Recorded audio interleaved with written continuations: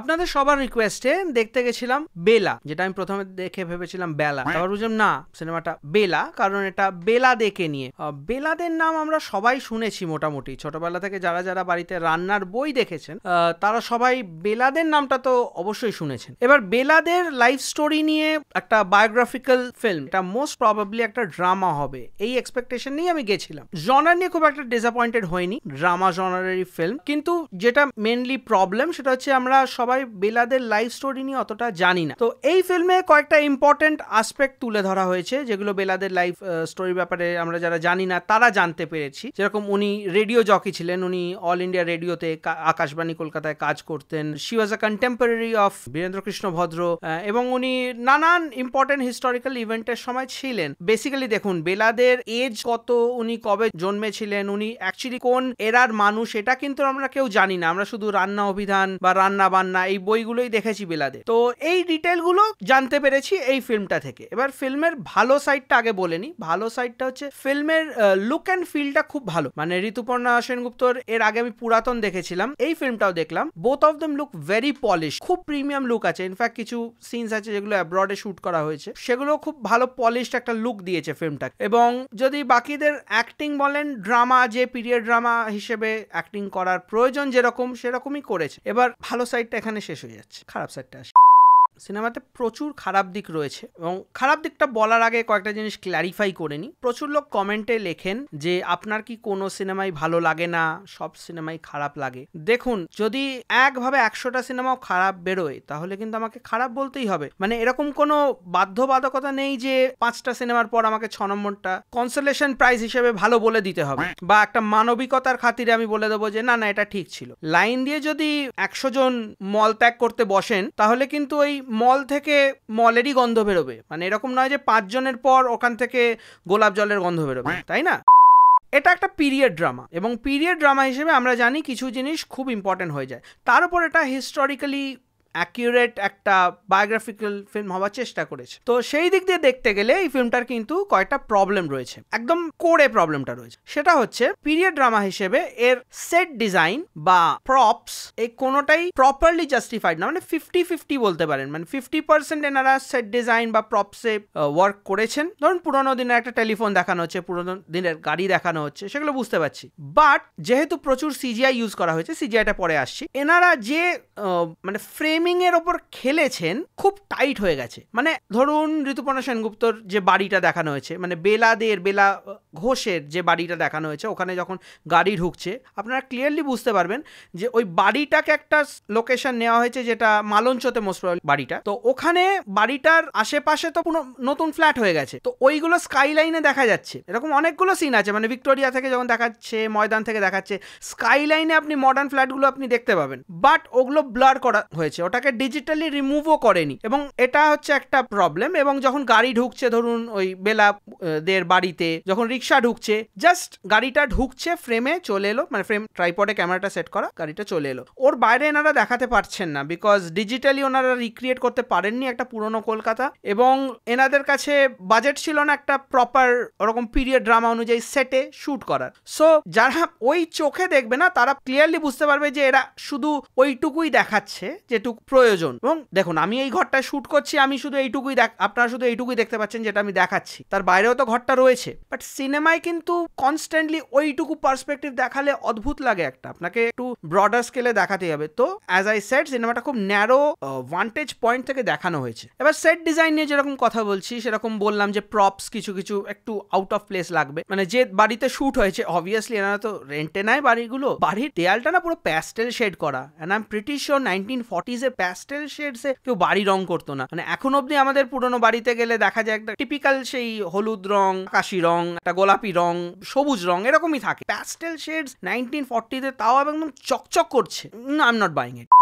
এবং সিজিআই নিয়ে যেটা বললাম, সিজিআই অতীব বাজেভাবে ব্লেন্ড করা হয়েছে। গ্রিন স্ক্রিনের সামনে প্রচুর সিনস রয়েছে, অদ্ভুত সিন আছে, জাহাজে করে ওনারা যাচ্ছেন, জাহাজে করে আসছেন, ওটা পুরো মনে হচ্ছে টাইটানিককে কাট করে বসিয়ে দিয়েছে। এবং সেই টাইটানিকের সামনে যেরকম রোজ আর জ্যাক দাঁড়িয়েছিল, ওরকমভাবে ঋতুপর্ণা সেনগুপ্তকে দাঁড় করিয়ে ওখানে উনি গান গাইছেন।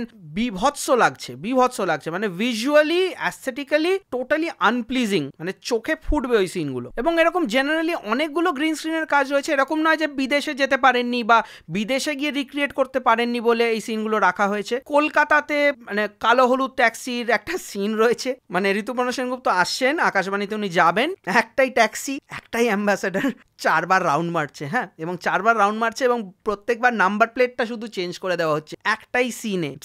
সো ফানি, এরকম কে করতে পারে আমার আইডিয়া নেই।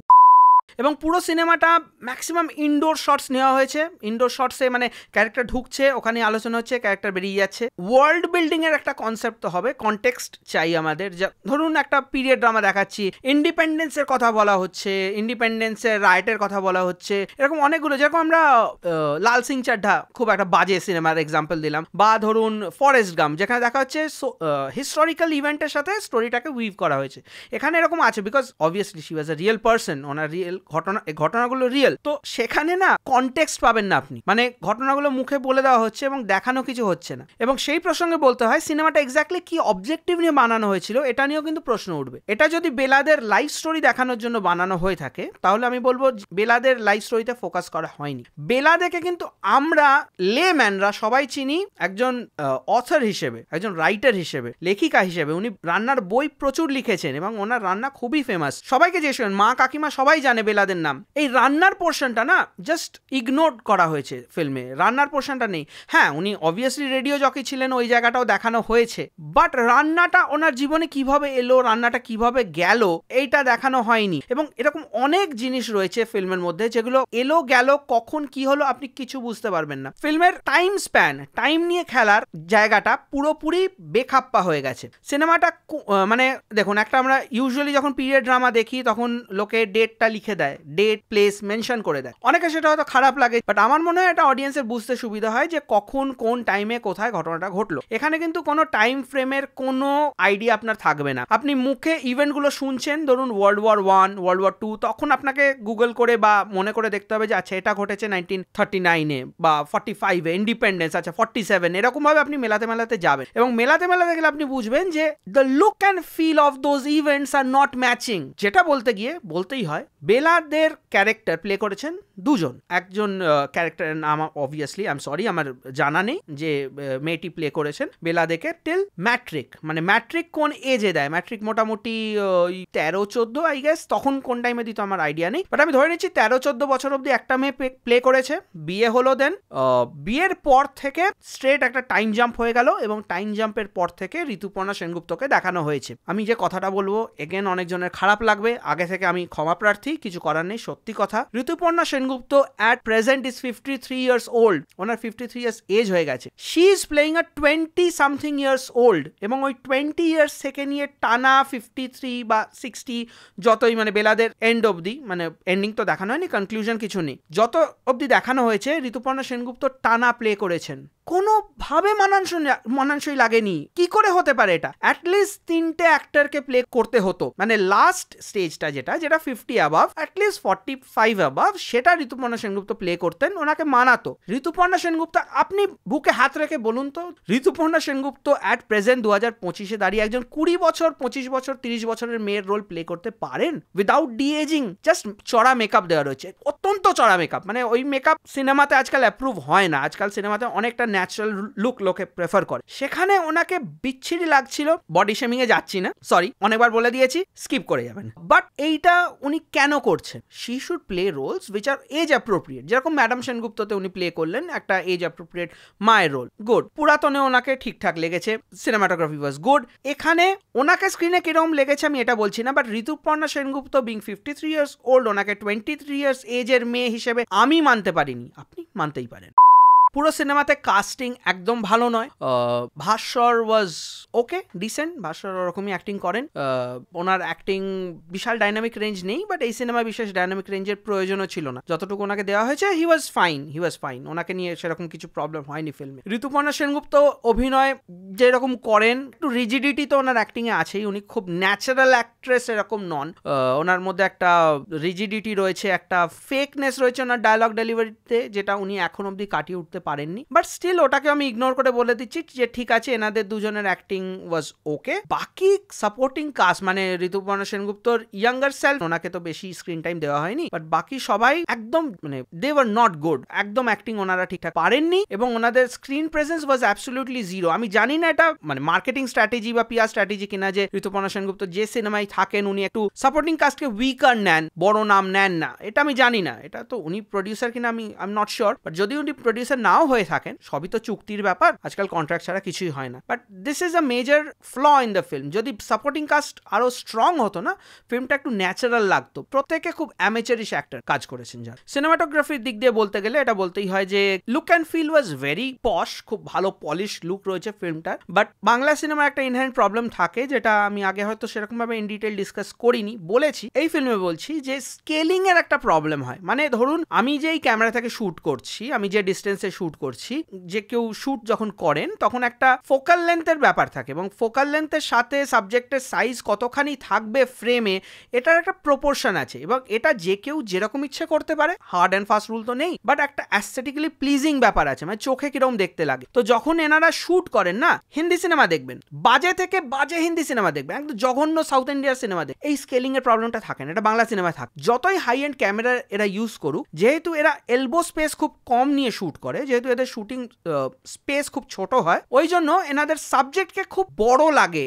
স্ক্রিনেতে, মানে মুখগুলো বড় লাগছে, শরীরটা বড় লাগছে, it's filling up too much of the screen space, এবং উইচ ডাজন্ট লুক গুড। মানে একটা সিনেমার একটা অ্যাস্থেটিক্যালি প্লিজিং ব্যাপার আছে, মানে একটা প্রপার ডিস্টেন্স, একটা প্রপার সাইজে আপনি একটা সাবজেক্টকে দেখবেন, সেই জিনিসটা কিন্তু মিসিং হয়। এবং এটা এই ফিল্মে আমি মেনশন করলাম, হয়তো পরেও করব, আগে করতে ভুলে গেছি বা সেরকম ভাবে ডিটেলে যাইনি। Yes, this is a common problem in Bengali films. আরেকটা প্রবলেম ছিল এই সিনেমাতে, যে ক্যামেরা ওয়াজ কনস্ট্যান্টলি অ্যাডজাস্টিং ফ্রেমস, মানে সাবজেক্টের কাছে যাচ্ছে, এবার যেহেতু মুভিং করছে, মোস্ট প্রবাবলি হ্যান্ডহেল্ড, ডলিতে হয়তো করেনি, বাট যদি ডলিতে করেও থাকে, বাট সাবজেক্টকে লক করে মুভিং করছে, এবার ও যখন লক করছে না, ওর প্রপার সাইজিংটা পাচ্ছে না, মানে সাবজেক্ট বেরিয়ে যাচ্ছে ফ্রেম থেকে, তো আবার রিঅ্যাডজাস্ট করছে, আবার রিঅ্যাডজাস্ট করছে, এবং এটা আপনি পরিষ্কার বুঝতে পারবেন, যারা অবভিয়াসলি ওই চোখ দিয়ে দেখবে তারাই দেখতে পাবেন, সিনেমা যারা শুধু দেখছে তারা এটা খেয়াল করবেন। বাট হ্যাঁ, যদি আপনি দেখেন তাহলে বুঝবেন যে ওরা কনস্ট্যান্ট ক্যামেরা অ্যাডজাস্ট করতে করতে যাচ্ছে, তো উইচ ইজ নট প্লিজিং। মানে এরকম কাজ কেন রাখবো, মানে আমি I rather take a reshoot, ওটাকে আরেকবার শুট করে নেবো। এগেন এরা একটাই কথা বলবে, বাজেট কম, ওই জন্য আমার কাছে শুটিং এর ডেট নেই। সিনেমাতে মেকআপ, যেটা আগেই বললাম, খুব চড়া, হেয়ার অ্যান্ড মেকআপ একদমই কনভিন্সিং লাগেনি, মানে জোর করে সেই রাবীন্দ্রিক স্টাইলে সবাইকে লুক দেওয়া হয়েছিল। ইনডোর অ্যান্ড আউটডোর মেকআপের চূড়ান্ত কন্ট্রাস্ট, মানে ঋতুপর্ণা সেনগুপ্ত যখন বাইরে যাচ্ছেন, উনি যখন ইংল্যান্ডে বসে কথা বলছেন, সে পুরো খোলা এলোকেশি চুল, ওনার চড়া এশিয়ান পেন্টসের মতো মেকআপ, আবার ইনডোরে যখন উনি রয়েছেন, ইনডোরে সেরকম মেকআপ নেই। ছবিটা যেহেতু বায়োগ্রাফিক্যাল, প্রচুর রিসার্চ দরকার ছিল। এই সিনেমাটা কিন্তু একদম সারফেস লেভেলের, কোনো রিসার্চ করা হয়নি। যে ফ্যাক্টসগুলো দেখানো হয়েছে এগুলো মোটামুটি আপনি বলতে পারেন একটা উইকিপিডিয়া ফ্যাক্ট, মানে এইটুকু তথ্যের ওপর বেস করে কেন সিনেমা বানিয়ে দেওয়া হলো আই ডোন্ট নো। এবং সেটা বলতে গেলে বলতেই হয় যে এই সিনেমাটা কিন্তু ডিরেকশনলেস, মানে সিনেমাটা দেখতে গিয়ে আপনি বুঝতে পারবেন না যে আপনি কি দেখছেন। লাইফ স্টোরি তো আমরা আগেও দেখেছি, প্রত্যেকের জীবনে আপস অ্যান্ড ডাউন থাকে। ফিল্ম যখন আমরা বানাই, ফিল্মকে তো সেইভাবে উইভ করতে হবে, অ্যাক্টস রাখতে হবে। এখানে কয়েকটা পোর্শন রয়েছে, যেরকম একটা সিন রয়েছে যেখানে ওনারা আকাশবাণী ভবনে বসে ডিসকাস করেন যে ওখানে ভূত রয়েছে বলে একজনকে প্র্যাঙ্ক করেন। ওই পোর্শনটা ফিল্মের সাথে কোনো তালুকাত নেই, মানে বেলাদের জীবনে যে ওনার বিয়ে হলো, উনি বিয়ে হয়ে যে উনি বড় হয়ে গেলেন, উনি ম্যাট্রিক দিলেন কি দিলেন না দেখানো হলো না। ওনার হাজব্যান্ড বাইরে চলে গেল, হঠাৎ করে বড় হয়ে গেলেন। হাজব্যান্ড কত বছর বাইরে রয়েছে, কত বছর ওনাকে ছেড়ে বাইরে থেকে গেছে, বিকজ যে ক্যারেক্টারগুলো প্লে করছে তাদের এজ বাড়ছে না, একটাই ক্যারেক্টার প্লে করে যাচ্ছে, একটাই অ্যাক্টর প্লে করে যাচ্ছে। অনেক লুজ এন্ডস রয়েছে সিনেমাতে, যেরকম বেলা বাড়ি ছাড়ার পর কোথায় গিয়ে থাকলো সেটা দেখানো হয়নি। এরকম একটা সিন রয়েছে যখন ওরা বলছে যে আকাশবাণী ভবনে থেকে যাব, বৃষ্টি পড়ছে বাইরে, খিচুড়ি বানাবো বলে একজনকে ফোন করলেন যে দিদি তুমি খিচুড়ি করে আনো, সবাই আমরা এখানেই থেকে যাব, খিচুড়ি খাবো। খিচুড়ি নিয়ে যে উনি ঢুকছেন, রাস্তাটা দেখাচ্ছে দিনের বেলা, মানে ফোনে বলছে যে রাত্রিবেলা থেকে যাব, চলে এসো, বাইরে দেখাচ্ছে দিনের বেলা, এবং বারান্দা জানলা দিয়ে ওরা দেখে বলছে যে বাইরে প্রচুর জল জমেছে, অবভিয়াসলি শটটা দেখায়নি, প্রচুর জল জমেছে, বেরোতে পারবো না, কি করে বাড়ি যাব। এবং যে মহিলাটা খিচুড়ি নিয়ে ঢুকলো, রিক্সা থেকে নামলো, দিনের বেলা শুকনো রাস্তা, এটা হচ্ছে এদের কন্টিনিউইটি। সিনেমা একটা অসাধারণ অ্যাক্টরকে নেওয়া হয়েছে, যিনি প্লে করেছেন ইন্দিরা গান্ধী। জাস্ট দেখবেন কাস্টিংটা, যারা রয়েছেন কাস্টে তাদেরকে ঋতুপর্ণা সেনগুপ্ত দিদি দিদি বলছে, তাদের সবার থেকে উনি বয়সে বড়। আমি কি বলবো, আমাকে বলে আমি বডি শেমিং করছি, আমি রিয়ালিটি বলছি। দিদি বলছে বয়সে তারা ওনার হাঁটুর বয়সী। আই ডোন্ট নো, এটা বায়োপিক হিসেবে কোনোভাবেই ওয়ার্ক করে না, বিকজ এটা কার বায়োপিক এটা কিন্তু ডিরেক্টর ভুলে গেছিলেন। কোনো রিসার্চ নেই, ওনার জীবনের এমন কোনো ইন্ট্রিকেট ঘটনা যেটা আমরা জানতাম না, যেটা তুলে ধরা হয়েছে। সিম্পল ইভেন্ট যেটা হয়তো কানাঘুষো লোকের থেকে শোনা যায়, এরকম একটা গল্প জুড়ে সিনেমাটা বানানো হয়েছে। সিনেমার পেসিং খুবই স্লো, টিপিক্যাল বাংলা সিনেমা স্টাইলে। দেখে আপনি বুঝতে পারবেন যে এক্সটেন্সিভ বাজেট কাস্টিং এ তো যায়নি। মানে ওনার জীবনে পরে কি হলো, একটা পার্টিকুলার অ্যাওয়ার্ড ফাংশন থেকে শুরু হলো এবং সেই অ্যাওয়ার্ড ফাংশনেই শেষ হয়ে গেল। We want to know what happen to her. মানে ওনার ব্যাকগ্রাউন্ডের শুরুটাও আপনারা জাস্ট শুরু করলেন, ম্যাট্রিক দিল কি দিল না দেখালো না, পড়াশোনার ব্যাকগ্রাউন্ড দেখানো হলো না, চাকরির ব্যাকগ্রাউন্ড কিছু দেখানো হলো না। বৌদি ক্যান্টিন, ওখানেও রান্নাটা প্রাধান্য পেয়েছে, এখানে রান্না সেন্ট্রিক গল্প এক্সপেক্ট করছিলাম না। I will rate this movie 2 out of 10 because সিনেমাটা দাঁড় করানো যায়নি একেবারেই। যদি এই ভিডিওটা ভালো লেগে থাকে তাহলে একটা লাইক, শেয়ার আর সাবস্ক্রাইব করে দেবেন। আপনাদের কোনো ওপিনিয়ন, সাজেশন বা রিকোয়েস্ট থাকলে কমেন্ট সেকশনে নিশ্চয়ই জানাবেন। আপনারা দেখছিলেন থ্রাশ আওয়ার, আমি আপনাদের হোস্ট টম থ্রাশ, এবং দেখা হচ্ছে পরের ভিডিওতে।